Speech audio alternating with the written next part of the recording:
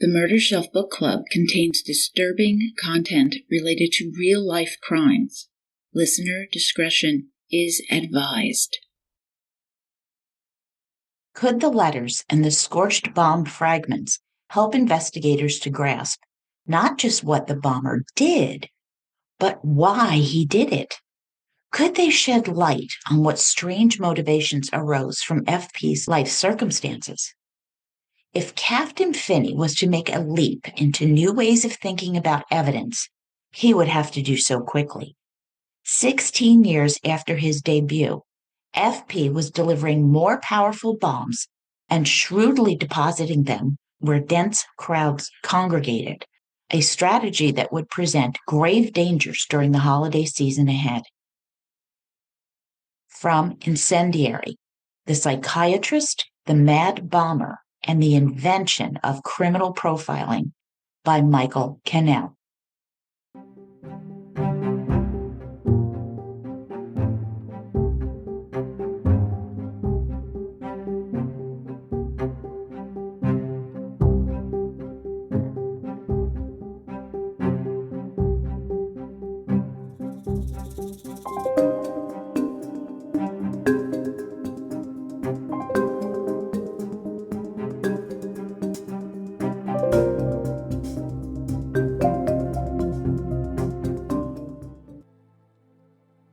Welcome to the Murder Shelf Book Club podcast.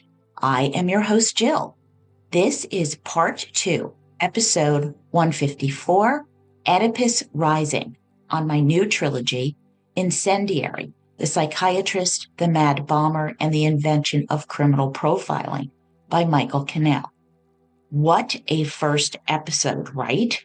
But listen, before I begin, I want to also joyously give a shout out to my new Patreon murder bookies, Helen, Brian, Susan, Dana, and Jennifer.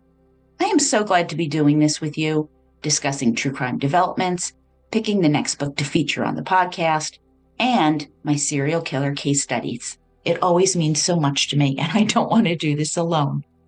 Also, if you have decided that this is the year you are going to do it, you're going to go to CrimeCon Las Vegas 2026, use my code, all lowercase letters, one word, MurderShelf, and save 10% on your badge. It's at www.crimecon.com/CC26. Okay, so part 1. In Dastardly Days, we found ourselves in New York City in the 1950s. Since 1940, the serial bomber had targeted New York City, planting pipe bombs cloaked in socks across the city, leaving destruction in their wake. The New York City Police Department's bomb squad and detectives are on the case, and despite new technological innovations at their new crime lab, no useful clues about the man known as the Mad Bomber have been found. The governor, the mayor, police commissioner, and Captain Howard Finney, who runs the investigation, are exasperated with the lack of progress, and the public are becoming more and more jittery. The Mad Bomber, who has some mysterious grievance with Consolidated Edison, also known as Con Ed, the electrical utility, is also improving his technique as the bombs are getting larger and more effective. No one anywhere is safe. It is December 1956. Desperate, Police Commissioner Stephen Kennedy holds a press conference, choosing to reveal a great deal of the evidence and information that they have, which had been held in secret for 16 years, sharing it with reporters, hoping that an observant citizen might have seen something that could break the case, and issuing an appeal, quote, to the members of the public to come forward and give the police whatever information they may have concerning this man. The identity of informants will be kept a closely guarded secret, end quote. In the days that followed, the reporters examined a timeline of events and notes dating back to 1940. It was reported that a police officer stated, quote, after 16 years of being secretive about the bomber, we are no farther along than we were when we started. Every hopeful lead has vanished, and the bomber is still as much a mystery as ever." End quote. Reporters were excited to learn so much about the investigation and being included in it, and this enthusiasm was evident in their headlines. However, many false alarms were called in as a result. An American Airlines flight from Rochester to Idlewild Airport, which we now know as JFK, made an emergency landing due to a bomb threat. Hoax calls led to evacuations of schools and train stations, while mail carriers reported strange ticking sounds in packages. Meanwhile, handwriting analysts offered various opinions on the bomber's unique script. All this while FP took his daily walk and tinkered in his garage, perfecting his bomb-making technique. Captain of the NYPD bomb squad, Howard Finney, was worried that their public appeal might be in vain. The crime lab was working hard, but had not yielded useful evidence. Finney now began to wonder whether they could analyze the evidence differently, maybe seek to understand why the bomber was doing it. With the holiday season approaching, more people were out shopping and gathering. All of them were vulnerable. So Finney finally decided to take the unorthodox step of seeking help from someone who could look into the bomber's mind. A colleague who had embraced unconventional thinking was Captain John J. Cronin, the detective who led New York's Missing Persons Bureau. The challenge of solving puzzling disappearances pushed Cronin to adopt some odd tactics. 6 years prior, he had attended a police chief's convention where he heard Dr. James Brussel, a psychiatrist, speak insightfully about the criminal mind. With 30 years of experience as the assistant commissioner of the State Department of Mental Hygiene, Dr. Brussel had also served as an expert witness. Hey, maybe he could help find FP. Coincidentally, Dr. Brussel was closely following the case and developing his hypothesis of reverse psychology, which he was using to help identify the serial bomber. And today, we call that criminal profiling. But in 1956, criminal profiling and the behavioral analysis unit were non-existent, and the police did not consult psychiatrists, despite popular detective novels exploring such ideas. Finney urged Cronin to reach out to Dr. Brussel and see if he'd be willing to discuss the case. Initially, Dr. Brussel expressed concerns about his heavy workload at Creedmoor Psychiatric Asylum. With 120,000 patients, he had his lecture schedule, which was also overwhelming, alongside his private practice. And he was also hesitant to test his reverse psychology theory on such a high-profile case, saying, quote, "I felt that my profession was being judged as well as myself," end quote. He was worried that if he was wrong, it could lead to a cataclysmic disaster for himself and psychiatry. And what if his insights misguided the police and allowed the bombings to go on longer? Experts had struggled with this case for well over a decade, and what could one psychiatrist possibly contribute? However, Cronin encouraged Dr. Brussel to, quote, "Give it a whirl. Sometimes the difference between failure and success is a new thought," end quote. Ultimately, Dr. Brussel was convinced to participate, and his fascination with the mad bomber, that really put him over the top, with him agreeing to assist in the largest manhunt in New York City history. Finney and 2 bomb squad detectives met with Dr. Brussel at the Department of Mental Hygiene. They now surrounded him with files upon files of documents, photos, letters, and evidence gathered over 16 years. Now, before we get into what Dr. Brussel said, I think the doctor quickly assessed Captain Finney and the detectives, realizing that vague psychological jargon would not impress them. I think he recognized that Finney wanted direct answers, and he also refrained from delivering a speech about how psychiatry could improve investigations. The men before him wore determined expressions. These were no-nonsense officers, and despite the challenge ahead, Dr. Brussel began studying the first page intently, then the second, and so on, with the detectives watching closely as time ticked by. Later, Brussel would say, quote, "People sometimes ask what proportion of my psychiatric deductions is science and what proportion is imagination. I don't really know the answer, not in precise terms. I can only say that I always start such a deduction with a solid basis of science, but somewhere along the way, intuition and imagination will begin to take over. When you think about an unknown criminal long enough, when you've assembled all the known facts about him and stirred them about in your mind, you begin to see the man. You see him more and more plainly, and you picture his face, you hear his voice." End quote. Brussel began by providing a detailed profile of the perpetrator, delivered in Brussel's charismatic and confident voice. FP is a textbook case of paranoid schizophrenia.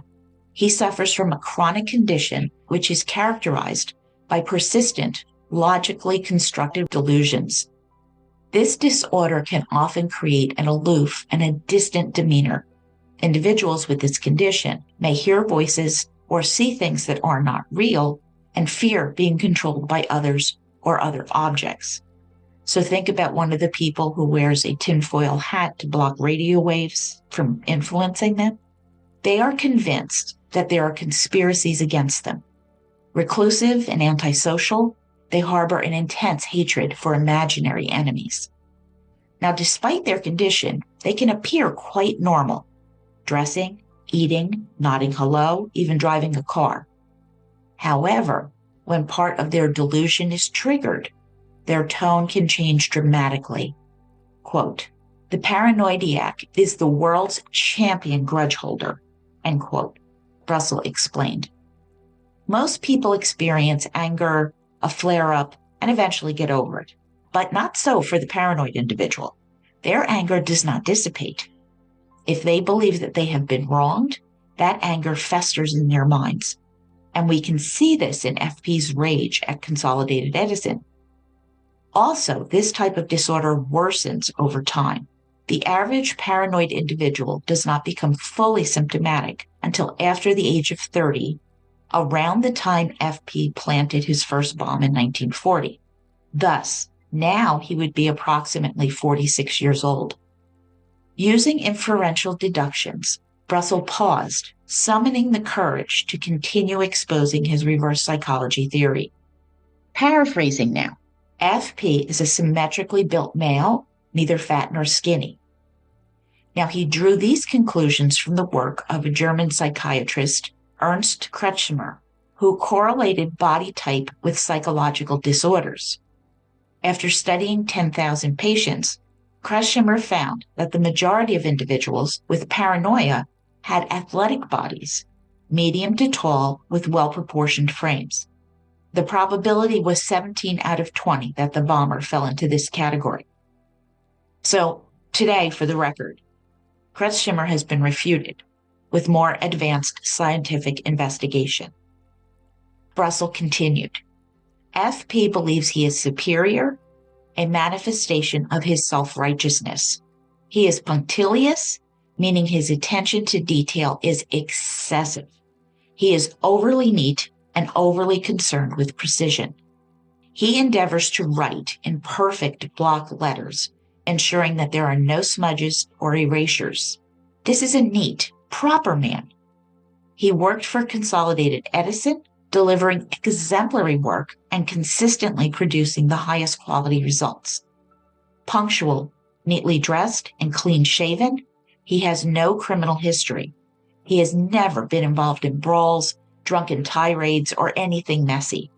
He has led a model, plain, uneventful life until that injustice occurred, whatever it may be, which now occupies his mind.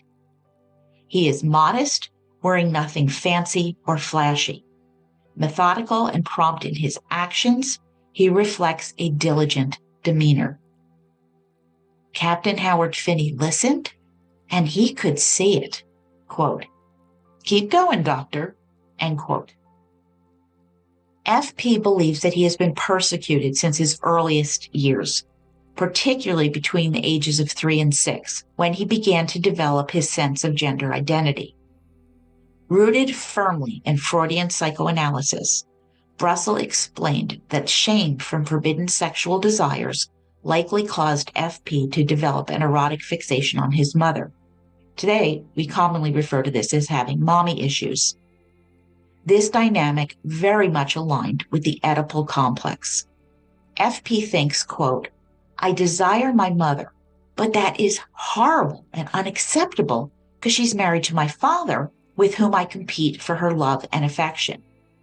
I feel jealous of my father, and I believe he's jealous of me. My father hates and persecutes me," end quote.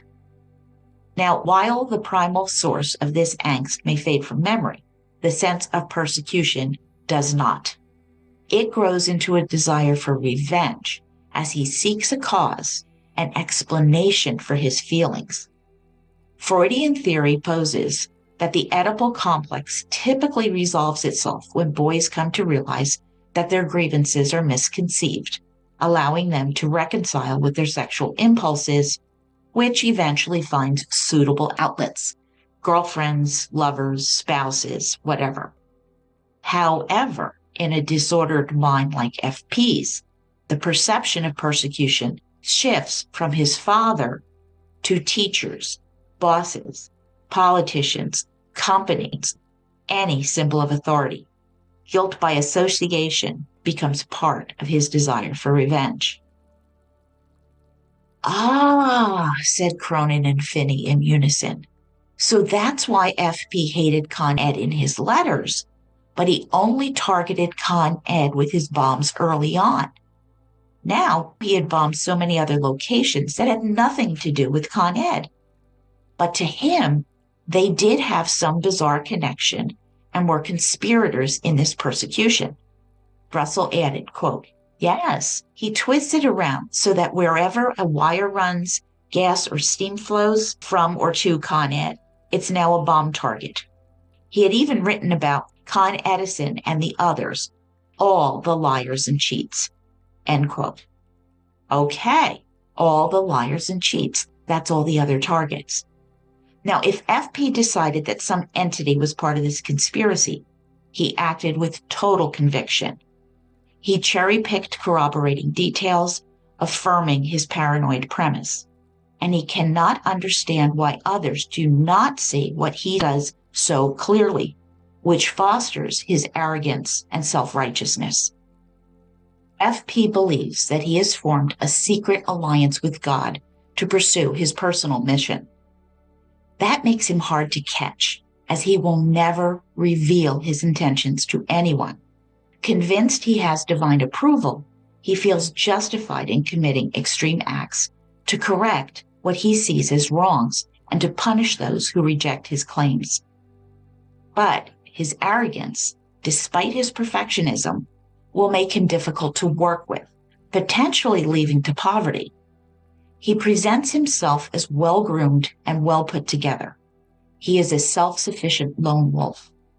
Paranoid, egocentric, he distrusts those he sees as inferior. His obsession with order would cause clashes with his neighbors, who also fail to meet his high standards. Dr. Brussel was now immersed in FP's mind. A paranoid schizophrenic, he would be incredibly difficult to catch. Well, it's 16 years later, Doc. But despite his warped delusions, he still follows through, behaving normally but warily. FP's writings were filled with old-fashioned phrases like treachery and dastardly deeds, often using spaces and dashes for emphasis, suggesting that he might be a foreigner. Quote, "There's a certain stilted tone in the letters, a total lack of slang and of American colloquialisms. Somehow the letters sounded to me as though they'd been written in a foreign language and then translated into English," end quote. Well, the police had long suspected that FP was of German descent, particularly because of his distinctive lettering.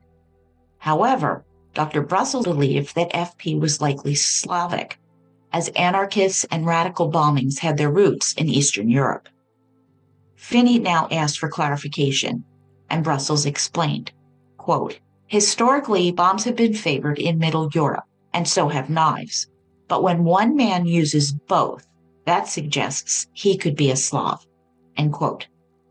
Finney was skeptical, so Brussels continued, quote, "If the bomber was Slavic, that suggests that he is also Roman Catholic, which would be a clue to his location," end quote. The letters were postmarked from Westchester, just north of New York City, and the bomber likely sent them from a location between New York and an industrial town in Connecticut with a large Slavic immigrant population to disguise his whereabouts. The handwriting in his letters were flawless, no crossouts and no erasures. The letters were almost rectangular, except for the W, which looked like two separate U's with curved sides and rounded bottoms. The misshapen W stood out. Being extraordinarily neat and obsessive, FP would worry about how the world sees him. Thus, any untidiness was significant. So you have 25 perfect letters and one slouching one. Quote, "Language is a mirror of the mind, and that oddly curved W had to reflect something about the mad bomber. Something unconscious had compelled the bomber to write this one particular letter in a distinctive way, something inside so strong that it had dodged past his conscious," end quote. Might the W represent breasts or a scrotum? And that led Dr. Brussels to realize that the bombs were penis-shaped. Was there some sexual aspect troubling the bomber? Glancing at the officers, Brussels realized that speaking when he was uncertain would not help the case.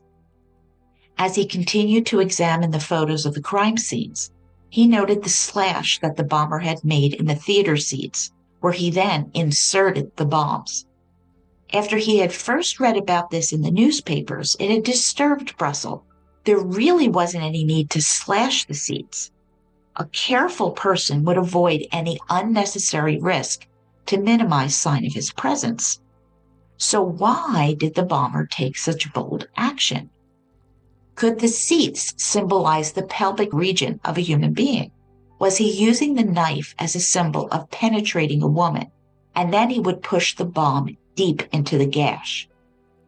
Was this a subconscious sexual act? While this is very Freudian, he knew the detectives would think he was just a blathering idiot. So he instead shared that the bomber was unmarried and unattached with no close friends. Quote, "He wants nothing to do with men, and since his mother is his love, he is probably little interested in women either," end quote. The bomber would likely have never kissed a girl or had sex, and since Slavs value family, Brussels predicted that he might be living with an older female relative who reminds him of his mother. Finney listened intently and then asked about the illness that FP had referenced when he wrote, quote, "All of my physical, mental, and financial sufferings will be paid for in full," end quote. Well, Brussels knew this could be anything, but he considered the most common chronic conditions of the time, including the possibility of tuberculosis, but the antibiotic streptomycin would have cured that. Then Brussels thought again, and he diagnosed FP with a heart problem. Finney now reviewed the Brussels profile. It described a fastidious middle-aged loner of Slavic descent who was unpopular with his neighbors and colleagues. He lived in a northern suburb of Connecticut with an older female relative, was secretive and paranoid, and had a deep-seated hatred for Con Ed and other powerful institutions that colluded with them. So now what do we do? Well, Dr. Brussels suggested that releasing the description could be effective. FP craved attention and publicity. He boasted that his bombs were becoming bigger and more powerful, reflecting the insignificance and neglect he had felt throughout his life. While he is clever, few people recognize this fact. And Dr. Brussels noted that FP might struggle to resist the urge to correct any inaccuracies, which could draw the bomber out of hiding. Quote, I think he wants to be found out now. I think there's a chance he'll come forward by himself if we handle him right. End quote. Oh, a chance to get this guy? Finally? Well, maybe someone would recognize the bomber from the description. Yeah, but then they knew that every crackpot copycat would drive them crazy, running them all over the city chasing bombs. But Finney said he would speak to Commissioner Kennedy. They all shook hands, and Brussel shut his eyes, seeing the bomber in his mind's eye wearing outdated clothing. Quote, Captain, one more thing.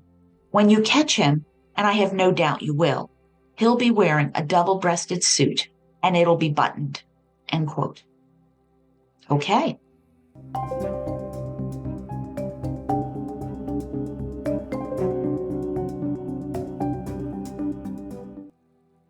Christmas Eve, 1956. Rain-soaked New York as David Cruz, a 19-year-old clerk at the public library, shelved books. The library was busy with students working on papers. There's a change for you. Cruz finished reshelving organic chemistry books and eagerly planned to call his girlfriend to confirm their date that night. Lunchtime came, and Dave went down the marble staircase to the phone booth on the second floor. While retrieving a dropped dime, he noticed a bulky maroon sock under the phone box, which contained an iron pipe. Alarmed, he called his girlfriend saying, quote, I think I just found a bomb, end quote. He still used the phone booth to call his girlfriend. I would have been running out of the building. People must have been calmer back then. I don't know. Now panicking, he rushed to his boss for help, but decided to throw the pipe bomb out the storage room window, where it landed in a bush in Bryant Park. A security guard was alerted and called the police. Minutes later, 60 officers and the bomb disposal unit arrived in the park with Big Bertha. Sergeant Dale collected fingerprints from the phone booth while the library was cleared. This was bomb number 32. Violent crimes against strangers are the hardest crimes for police to solve, then and now. And as feared, bomb scares escalated like crazy, requiring responders to treat each one seriously. One day, 11 prank calls came in just over 12 hours. This is like one per hour. And psychologists noted that these callers likely sought a momentary thrill or craved attention, but they're diverting crucial resources away from the investigation. Now, one thing that Kennedy had not shared with the reporters and public were photos of the bombs. None were released to prevent copycats from causing further terror. Now, Finney recognized bomb number 32 as the largest one yet constructed by FP. As Christmas carols played outside Stearns, 5,000 last-minute shoppers stood behind police barricades, with hundreds more watching from the windows. The bomb squad, protected by bulletproof glass, approached the bomb, listening for ticking sounds, but there was none. It may have been broken by the fall, or was still silently ticking down. A squad member then cautiously placed the bomb in a steel mesh envelope. 2 policemen then carefully carried it towards Big Bertha.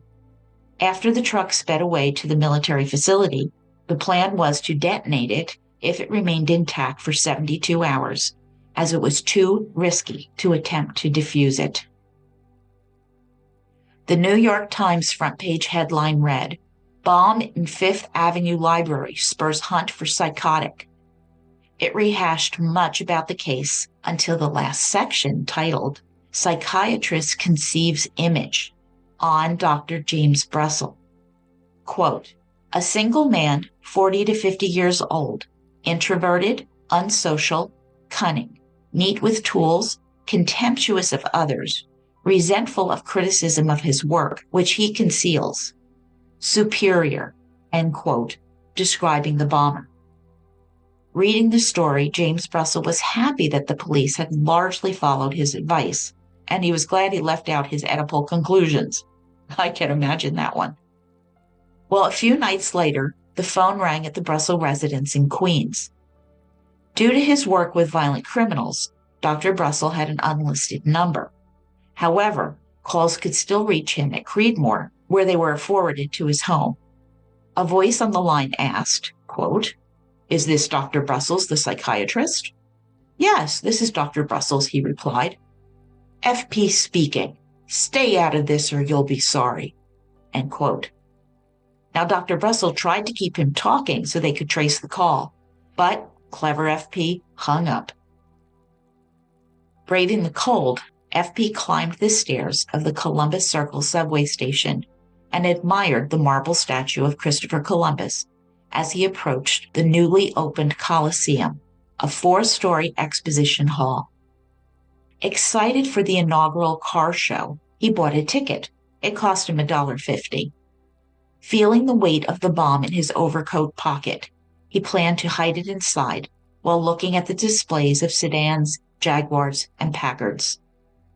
The crowded hall made him wish he had brought more explosives with him.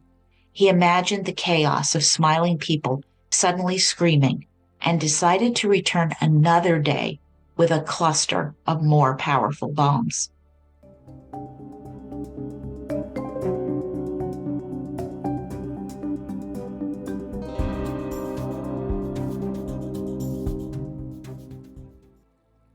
Seymour Berkson, the publisher of New York's Journal-American newspaper, grimaced at Dr. Brussels' profile of FP. That wasn't in his newspaper. After taking over from William Randolph Hearst Jr. 5 years earlier, Seymour Berkson now faced fierce competition from television news. FP had written to the Herald Tribune twice, negatively impacting the Journal-American, but yet the ongoing serial bomber story still sold millions of newspapers. But this competition was really, really fierce. Christmas morning, Seymour Berkson called his assistant manager, Paul Schloenstein, to discuss ways to strengthen their newspaper's position amidst the ongoing manhunt for the bomber. They considered writing an open letter to FP to encourage him to reveal his grievances, possibly enticing him out of hiding with promises of legal and medical help. Berkson liked the idea, but Schoenstein warned it could backfire if FP saw it as a trap, leading to potential blame from the public or the police. Well, in the end, they decided the benefits outweighed the risks. Now, author Michael Cannell details how reporters and copy were produced across the 5 boroughs for various daily editions. Paraphrasing now, reporters called in reports while typists hurriedly typed up stories, leading to the breakneck publication of the open letter to the mad bomber, which began with, "Give yourself up." The New York Journal-American offered him protection from illegal actions and a fair trial if he revealed his identity, promising to publish his story. It was time for him to accept this offer for his own sake and for the community's, as time was running out. The letter included contact information, and while some reporters laughed, the fishing expedition was on and anticipation grew. Now, Captain Finney and the bomb squad detectives were exhausted after another surge of false alarms, with 100 calls coming in due to the Christmas Eve library bomb and Dr. Brussels' profile. Female plainclothes officers joined in the effort to catch the bomber. Tips also poured in, and one from a man in Anchorage, Alaska, claiming that he could contact the bomber telepathically for $56,000. A Connecticut resident reported that his next-door neighbor, who frequently traveled to the city with a mysterious blue suitcase, but only when his wife was away. Well, state troopers investigated, and on opening the suitcase, discovered provocative high-heeled boots. Well, this was just an unhappily married man who sought the company of prostitutes in the city. Okay. Dr. Brussels was often asked to accompany Finney in the hopes of making an arrest. Once, a hospital administrator reported treating a Czechoslovakian bachelor with a heart condition who had worked for Con Ed. As they drove up, Brussel felt his heart racing. Could this be the suspect? However, when he compared hospital records with the bombing dates, they found that the man had been in an oxygen tent during 2 of the incidents, ruling him out as a suspect. Quote, "While we were following down such leads, trying to swallow our disappointment each time, we still kept hoping that the publicity campaign would make the bomber do something to reveal himself," Brussels wrote, end quote.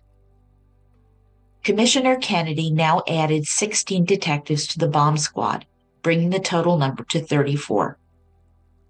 50 more bomb threats occurred on December 28th, which became known as a prankster's holiday. Detective Schmidt remarked that while 99% of these calls were hoaxes, any could be the real threat. In one incident, a porter at Madison Square Garden found a sock with a pipe in a men's locker room during a college basketball game.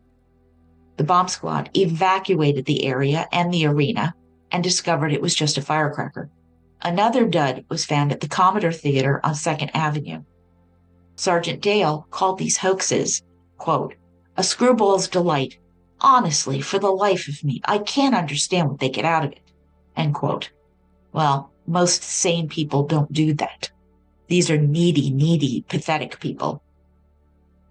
Among the calls were genuine tips from people who thought that they recognized a neighbor or coworker matching Dr. Brussels' profile. Many had Slavic accents and lived with maiden aunts or worked with tools.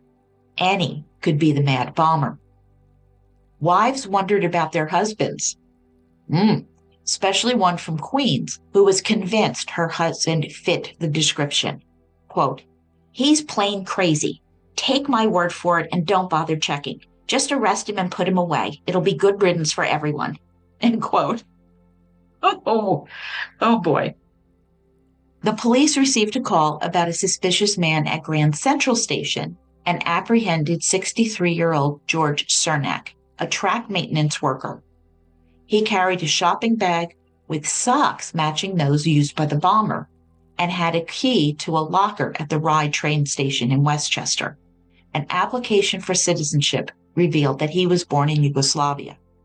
Then, while being questioned, Cernak began to sweat and collapsed, dying of a heart attack. Oh no. And investigators could find out little about his background. He claimed to live in Bethlehem, Pennsylvania, but nobody there recognized him. As the investigation progressed, more and more hoaxes complicated the search for the man bomber and other impersonators. The sole upside? The large police presence across the city seemed to keep the bomber at bay. Dr. Brussel dismissed any hope of stopping the bomber, asserting that the hoaxes would only provoke him to escalate his violence, driven by a need to flaunt his intelligence. On the night of December 28th, a bomb threat call came into the Paramount Theater at 7:25 p.m. from a man with a German accent, claiming the bomb would explode at 7:55 p.m. Now, if this was the infamous bomber, then George Cernak would be in the clear. 14 officers swiftly searched the theater with flashlights, looking for signs of tampering. They did not evacuate the theater, which I found to be really odd.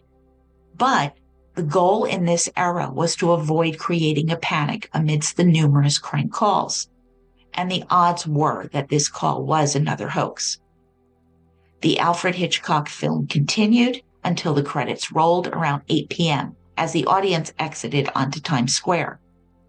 Now the police conducted a more thorough search, finding a bomb in row 15 around 2:40 a.m., identical to the one that was thrown in the bush by the library a few days earlier. And this was safely removed.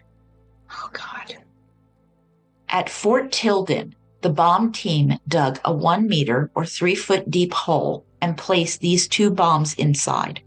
Detective William Schmidt wired plastic explosives to the bomb and then packed the hole with sandbags. Schmidt wasn't wearing protective gear as he did this because it really wouldn't provide safety at this close distance. and he could actually maneuver faster without it. "Fire in the hole!" Sergeant Dale shouted, triggering the explosion. Boom! The blast sent sandbags 5 feet into the air. Both bombs had been real and deadly, and the remaining bomb fragments were collected as evidence. Alfred Hitchcock was actually in New York City promoting his new film, The Wrong Man, which was ironically about a man's long fight for vindication. Given his penchant for revealing the criminal mind in his films, he was asked about FP. Quote, "The Mad Bomber is a man with a diabolical sense of humor, and he's not a stupid man. You could hardly say that a man who avoided being caught for 16 years is stupid. Whatever has made this man an enemy of society, one can only see a man who is enjoying this thing. He's apparently concerned with taunting the police to try and catch him as he is blowing people up." End quote. Hitchcock also supported the bone-weary detectives whose reality was so different from what was seen on detective TV shows. A bomb scare was reported at the Empire State Building, then the tallest building in the world. Yes, all 102 floors had to be searched. Commissioner Kennedy then announced a $25,000 reward, describing the suspect, FP, as a killer type and mentally defective, with delusions of being a Superman, and he used bombs for a psychic thrill. Kennedy also shared a photo of a small pocket knife found at the Paramount Theater, urging anyone who recognized it to report it. And then New Yorkers prepared to ring in New Year's 1957, titillation mingled with fear. They were under siege and the police were helpless. New York Times journalist Arthur Gelb wrote, quote, "People thought twice before taking the subway. Many people took buses because they felt the subways were where he would attack." End quote. The Journal American newsroom were trying to keep up with the news. 50 bomb scares reported, the removal of a live bomb from the Paramount, and the death of a suspect in custody. As the typewriters clacked, a special delivery letter from Mount Vernon, New York, landed on the night editor, Richard Paperno's desk.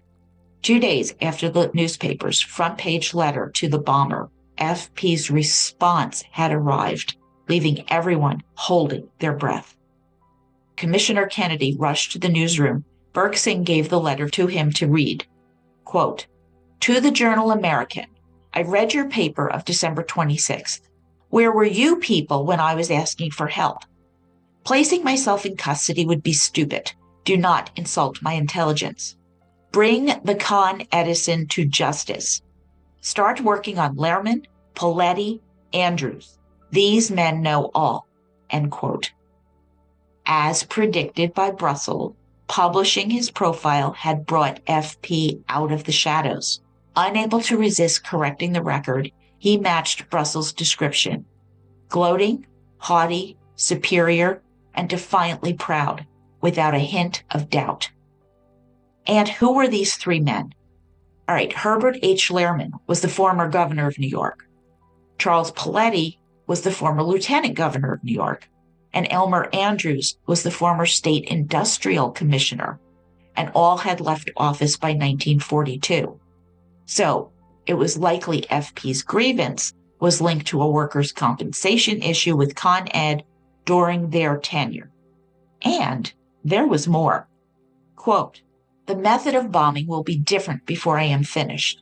The Con Ed company will wish that they had brought me in. My days on earth are numbered. Most of my adult life has been spent in bed. My one consolidation is that I can strike back, even from my grave, for the dastardly acts against me." End quote. FP also suggested a truce, which is interesting, and he provided a list of 9 undiscovered bombs, one in the Empire State Building phone booth, which had been missed, and they needed to stop calling him the Mad Bomber. Well, the letter was clearly genuine, and Bergson wanted to publish it immediately, but Kennedy insisted that the crime lab needed to process it first, and a discussion began. Eventually, Berkson realized he didn't want to jeopardize the fragile trust with FP for one headline, so he agreed to wait to publish. Bomb threats persisted, including one at Yankee Stadium during the championship game between the New York Giants and the Chicago Bears, with 56,836 fans attending. 3 Continental Airline flights to Denver also had to land early due to threats. Thankfully, no bombs were found, although frustration grew. Another hoax later shut down Grand Central subway shuttle for 2 hours, causing major rerouting of passengers, and a suspicious device was ultimately identified as a harmless fake. One hoaxer was caught in a phone booth with $10 in dimes and admitted making a lot of these false calls. He was sent to Bellevue Hospital for observation. More sock pipe bomb fakes appeared at a phone booth at the Fordham Road subway stop, the Roxy Theater, Egyptian consulate, and a Coast Guard office. As these hoaxes continued, publisher Berkson continued to secretly communicate with FP. Early January, the journal American published a message hidden in the personal ads where Berkson wrote, quote, "We received your letter. We appreciate the truce. What were you deprived of? We want to hear your views and help you. We will keep our word. Contact us the same way as previously. CD, City Desk," end quote. Maybe FP would see the message, and maybe not. Only time would tell.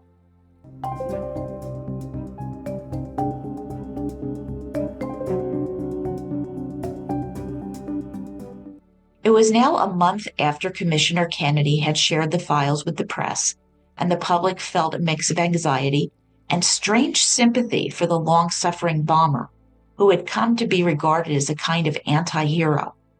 And importantly, FP appeared to be maintaining the truce. No new bombs had been found.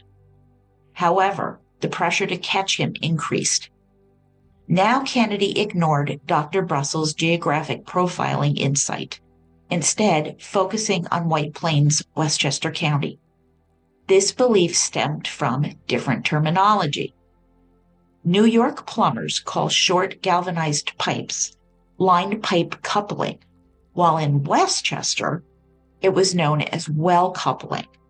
And in a letter, FP had used well coupling in his letter. So he must be from this area. 75 police officers from Westchester, along with Detective Michael Lynch from the Bob Squad, searched Mount Vernon, Rye, and other town records.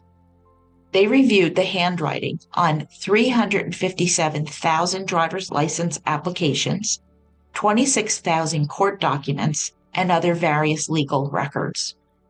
Con Edison employees in Westchester were asked to fill out fake civil defense forms, and all of this activity spawned rumors that an arrest was imminent.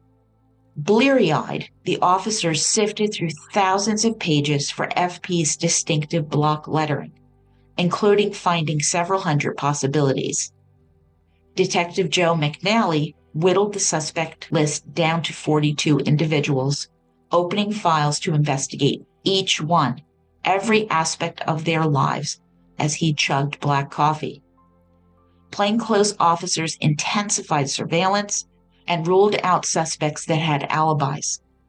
Frustrated by their lack of leads, they continued checking Westchester hospitals and clinics for a man who matched the Brussel profile.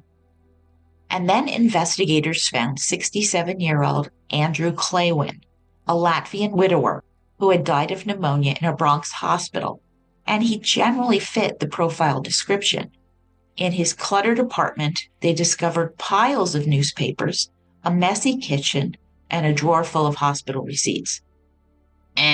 Not the neat, meticulous guy we thought we were looking for.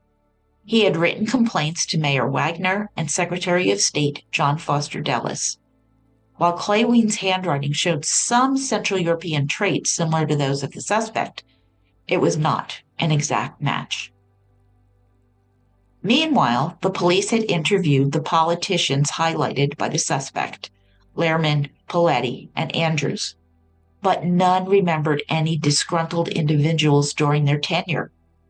And any leads they had went as cold as the weather that January, because on the 14th, it was 3 degrees Fahrenheit or negative 16 Celsius. Now, this correspondence with FP, maintaining his trust was ticklish. And then a potential disaster. Another rival newspaper discovered the personal ad exchanges between the Journal American newspaper and FP. Richard Starnes, the editor of the World Telegram and Sun, confirmed with police sources that FP was communicating secretly. And this revelation ignited an even broader media frenzy. That pushed the Journal American to then print a damaging statement in an article calling FP, quote, a psychopathic enemy of society, end quote. Furious, FP accused Berkson of poisoning the public's mind against him, while at the same time he was requesting FP to confide in him. Betrayed once again, the Mad Bomber wrote, quote, you have the choice of placing the main contents of the letter I sent you before the public, or you better have very good reason for not doing so. Your time is running out. Are you going to tell the truth, or will you betray the people?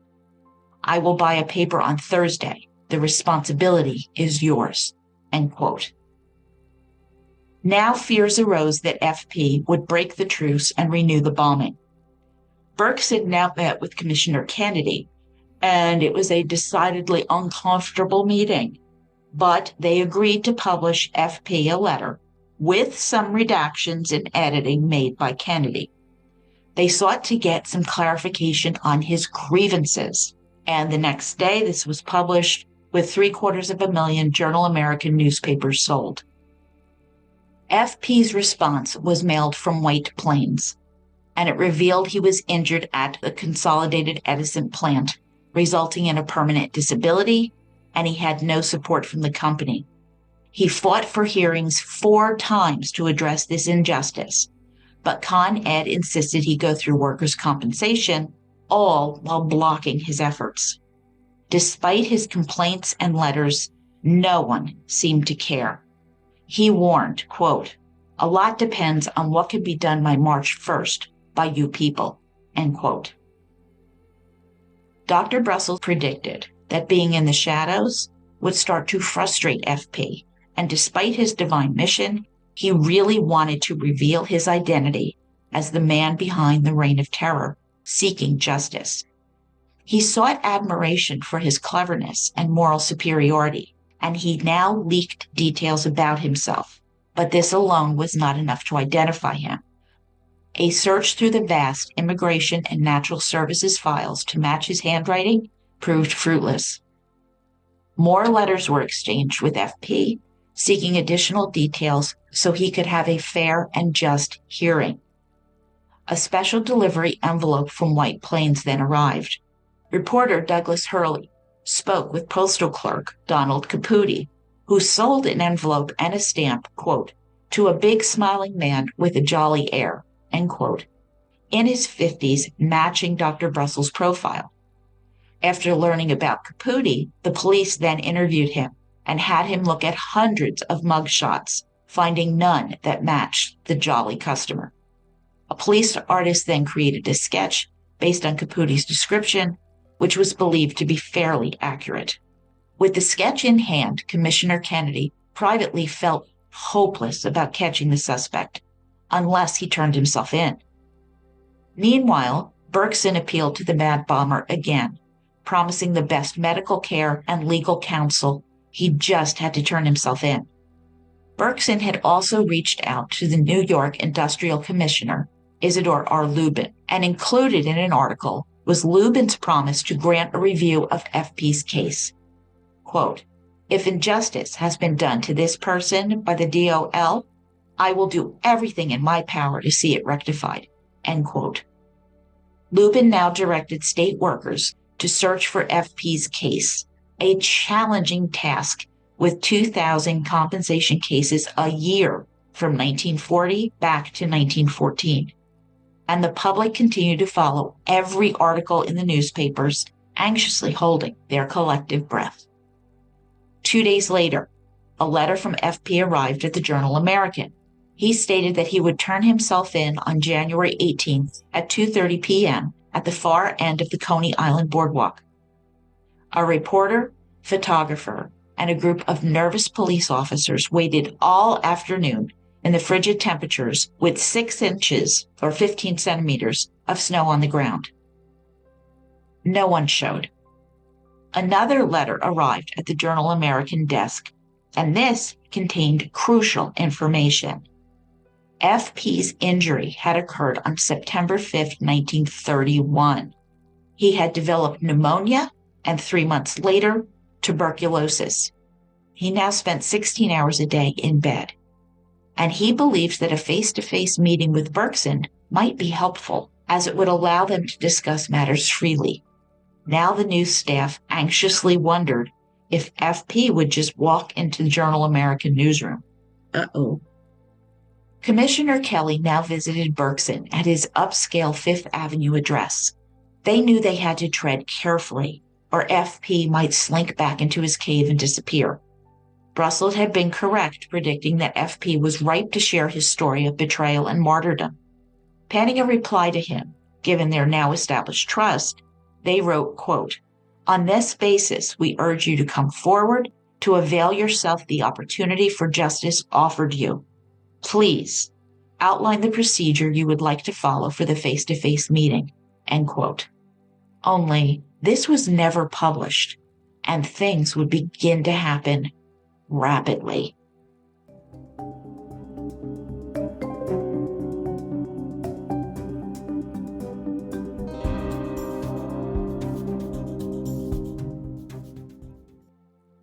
Exasperated, the police concluded that the Westchester County investigation had reached a dead end.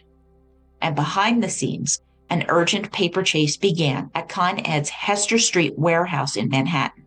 Target date, September 5th, 1931, specifically looking for an incident when a Con Edison employee was injured, developing pneumonia and TB. Rows and rows of filing cabinets held closed, dead files, compensation cases of former employees. Now, if you remember, Con Edison had previously denied the existence of such records. Well, the police sifted through 60,000 files for employees matching the scenario, but these files only went back to 1940. When they requested older files, Con Ed again denied that any of them existed. Well, no shocker, they are lying. Quote, "In reality, Con Ed was hiding them, possibly because they contained embarrassing information about injury and illness caused by air quality at the company's plants. The company had removed 1,000 files marked troublesome, sending them to a set of filing cabinets housed on the second floor of their Irving Place headquarters, where they could be examined without police meddling. 4 Con Ed clerks and a supervisor had begun a secret review of the files on January 15th, the day the Journal-American published the bomber's letter." End quote. January 18th. They had about 200 files left to sort through when the police began insisting that they see these files. Now, if this doesn't piss you off, they're obstructing justice because they're embarrassed about their company in the middle of a grave public menace. That's just not right. Well, at 4:20 p.m., Con Edison clerk Alice Kelly discovered the words "injustice" and "permanent disability" in red ink at the top of a file. Inside, the pages looked typical. Applications, a claim letter regarding a George Matisky, who had been hired as a generator wiper in 1929 at the Hell's Gate power plant, making $37.50 a week. After suffering an injury from a boiler explosion in 1931, he was dropped from the payroll a year later and submitted a compensation claim in 1934. His letters were unremarkable until Con Edison rejected his appeal 2 years later. Now he threatened, quote, to take justice in my own hands for Con Ed's dastardly deeds. I think we have it, Alice announced, end quote, realizing this was significant. Her colleagues gathered around reading, and Alice then handed the letter to her supervisor, Herbert Schrank, who confirmed that she had found him. Schrank telephoned Lieutenant Schenkler, who took down the information. Now, you might assume that the police quickly jumped in a vehicle with Dr. Brussel and drove to the suspect's home, but they did not. Being cautious after many false starts, they decided to gather more information about George Metesky first. He resided in Waterbury, Connecticut, an industrial city with a population around 100,000. Captain Finney now contacted the Connecticut Motor Vehicle Bureau to request any license or car registered under Metesky's name. However, none existed. He then sent a teletype message to the Waterbury police asking for a discreet check on George Metesky on 4th Street. Now, using the teletype, this meant the request was of medium importance. If it had been urgent, a phone call would have been made. Well, up in Waterbury, Connecticut, the chief of detectives, Captain Ernst Pakul, received the teletype. Investigating, no one named Metesky lived in Waterbury. However, the name George Malokis was listed. Pakul suspected that they were the same person. Lithuanians often Americanized their names, but never changed the official records. Detective Paul Salvador was sent to snoop under the guise of investigating a hit and run. Now, the Malokis house was run down, but fitted with the neighborhood, and the mailbox had both names confirming Pakul's suspicion. As he spoke to locals, Salvatore learned that Metesky was a reclusive invalid living with his cold, peculiar spinster sisters. At 4:37 p.m., Pakul teletyped the New York PD that, quote, chronically ill, unmarried man lived at that address with 2 sisters. Acquaintances describe him as strange and aloof with a history of run-ins, end quote. Finney's eyes widened. That was exactly Brussel's profile. Monday, January 21st, 1957. Detective Bertram Scott picked up the Metesky files from Alice Kelly, and he read through the papers with growing excitement. Quote, this sounds an awful lot like our man, end quote. Then they saw the date of Metesky's injury, September 5th, 1931, the same date FP said in his letter that he had been injured. FP had known this date was a crucial bit of evidence, but he disclosed it anyway. And Dr. Brussel wrote, he was like a supremely confident boxer who, jeering at a weaker opponent, momentarily drops his guard and offers his chin, daring the opponent to try for the kill. 3 hours later, 3 bomb squad officers, led by Detective Mike Lynch, drove 80 miles to Waterbury, Connecticut to prepare the arrest. They met Captain Pakul, who shared insights from Salvador's canvassing. Neighbors described Metesky as eccentric and queer, meaning odd, not gay. His older unmarried sisters, Anna and May, lived with him on the ground floor, while boarders rented the second floor. They enforced strict noise and water use rules. Their father, a Lithuanian immigrant, had been a night watchman and built the house in 1924. His wife, Anna May, had never learned English and had pampered their son, George. After her death, Anna and May had continued to dote on him, never marrying and often wearing the same old clothes. Neighborhood children believed they practiced magic, while the Meteskys sent letters complaining about noisy kids to their parents.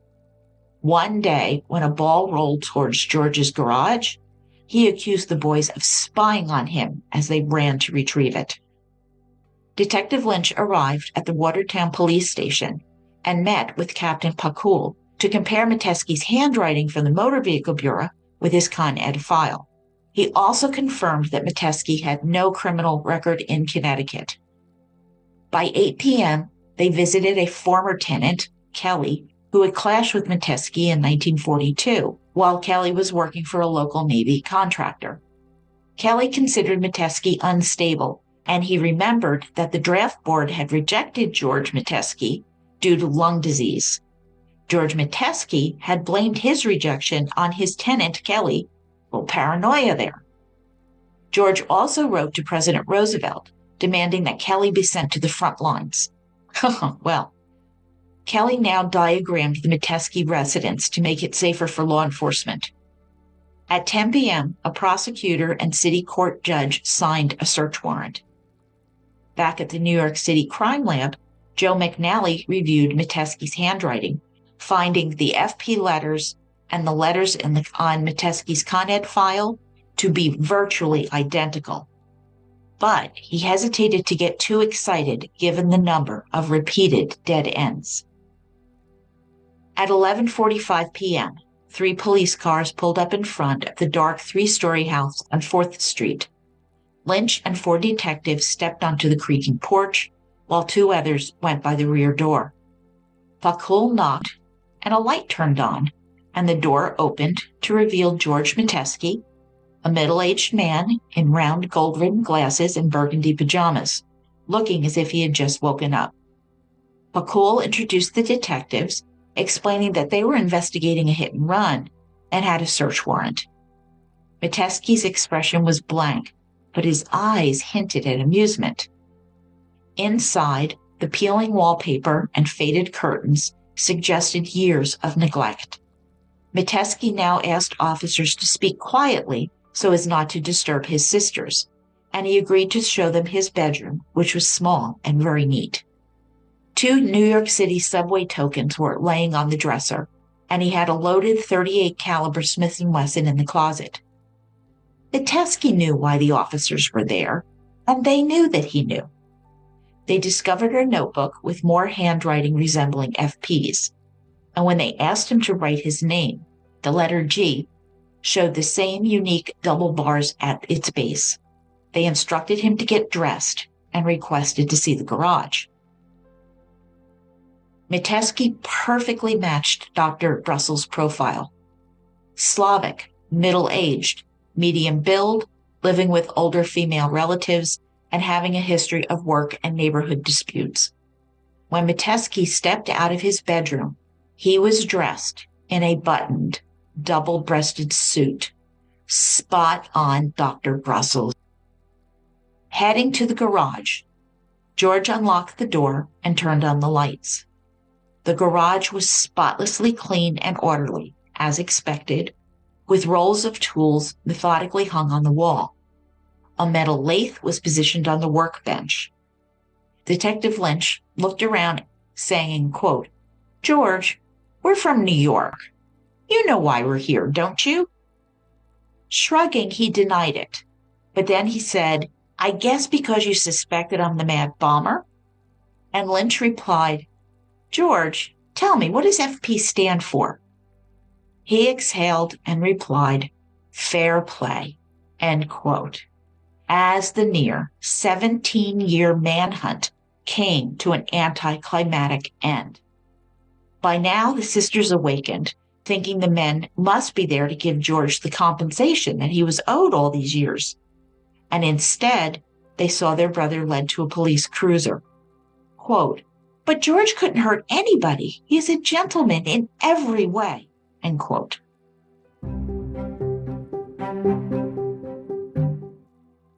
In the uncomfortable interrogation cell in the Waterbury police station, George Metesky sat facing Detective Lynch while 5 others stood against the wall. The moment was tense, but George was cooperative and eager to share his story. Over 6 hours, he discussed the first bomb he planted in 1940 on the Consolidated Edison windowsill, along with the other bombs and letters. He provided a list of 15 unidentified bomb units, as he called them, bringing the total to 47. Though he hesitated at the word bomb, he remembered every detail about the bombs and their locations. Quote, "Once I fixated on a place, that's where I had to go. It wouldn't change," he said, end quote. That is fixation of thought, an obsessive, rigid preoccupation with a single idea, person, or object, preventing cognitive flexibility and the ability to view situations from new perspectives. And Freud was spot on with this concept. George proudly described bomb-making techniques that only the bomber would know. The bomb squad had long puzzled over his homemade detonator fuses and an odd sticky substance that they found. Eager to explain, George produced a cough drop, a lozenger. Quote, "I used these as timers, but had to be very careful. I shaved the lozenger to 1/32 of an inch. Before planting the bomb, I added a drop of water, which triggered the bomb after 30 minutes. End quote. He was quite proud of his ingenuity. After the 16th bomb, George had found the dissolve rate of the lozengers too unpredictable. If the lozenger dissipated too quickly, he barely had time to escape, which is what happened at Radio City Music Hall. To improve this, he designed a new fuse using $5 wristwatches, making the process much safer. He religiously wiped his fingerprints off everything, including the letters he mailed. Initially, he was ignored by the media, and he began to target busier venues such as train stations and movie theaters. When asked about the injuries he caused, he said he felt sick, but he continued because he had vowed to keep placing bombs until he was dead or captured. And then the news of Matisky's arrest leaked through the Waterbury Republican newspaper, reporting that they had a confession. A flock of reporters gathered at police headquarters, while night dispatcher William Lamb skillfully deflected inquiries, saying, "No, I'm sorry, we can't tell you anything." At 3 a.m., Captain Pakul told the reporters, quote, "There's absolutely no question about it. He's the guy," end quote.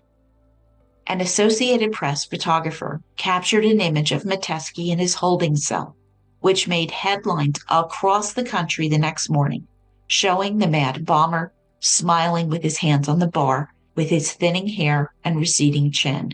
And this photo is on my blog at www.murdershelfbookclub.com, February 2026. So, with the suspect in custody, I will pause the case of the mad bomber. Incendiary by Michael Canal, Part 3, Second Cast, Laws of Sanity, will drop soon. And so many questions that we have had through these first 2 episodes will be answered as the criminal justice system clashes with the psychiatric community. And Dr. Brussel's reverse psychology, or criminal profiling, is tested, leading us to murder cases and to Boston, where a serial killer has left a trail of bodies. Subscribe so you never miss an episode. And thanks to my Patreon murder bookies, our next book is While She Slept by Marion Collins. You know, men and women fall in love, get married, and then life happens. Relationships fray, divorces happen. We see this happening every day. However, as people who follow true crime know, we know that not every failing relationship follows the normal trajectory. This is that story. Divorce is being explored, tensions are rising, and then a horrific assault occurs, throwing families into chaos, panic, fear, anger, and denial. Recovery from a head wound is always fraught. 2 steps forward, 3 steps back, 2 steps forward again, 1 step back. And the legal wheels of justice are going to turn slowly, slowly enough for a horrifying event that ends in a shocking murder. So read with me, or let me read for you, as we delve into the incredible book by Marion Collins, While She Slept. And I would love your help. If you enjoy my podcast, please take a moment to leave a glowing 5-star review wherever you listen. Your support is crucial in attracting more murder bookies. Recently, I had a rather disheartening 1-star review that doesn't quite capture the essence of who I am, because I don't know when I've ever argued with people. I mean, who am I arguing with, myself? Well, anyway, if my podcast brings you any entertainment, perhaps new information, I would be incredibly grateful if you could share that love in a review. Your time and attention means the world to me. You can join me on Patreon for our exciting monthly Zoom calls, and our serial killer class is on the first Thursday of the month, 8:30 p.m. Eastern Standard Time. More exciting news, my merch shop is open, and with the Hamptons Whodunit coming up in April and CrimeCon Las Vegas in May, you won't want to miss out. And Jan, who does my merch, is so incredible. And if you still need a ticket to CrimeCon, use my code MurderShelf and enjoy a 10% discount. You can find me on X, Facebook, Instagram, YouTube, and LinkedIn. All of my sources are available on my blog at www.murdershelfbookclub.com, February 2026. Don't hesitate to reach out to me at jill@murdershelfbookclub.com. Thank you so much for being with me on this journey. I see you as you hear me. Trust your gut, murder bookies.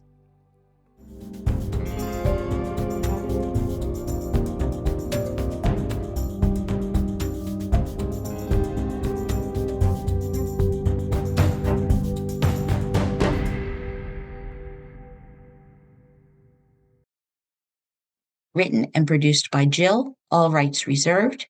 Music, The Pewter Elephant by Blue Dot Sessions.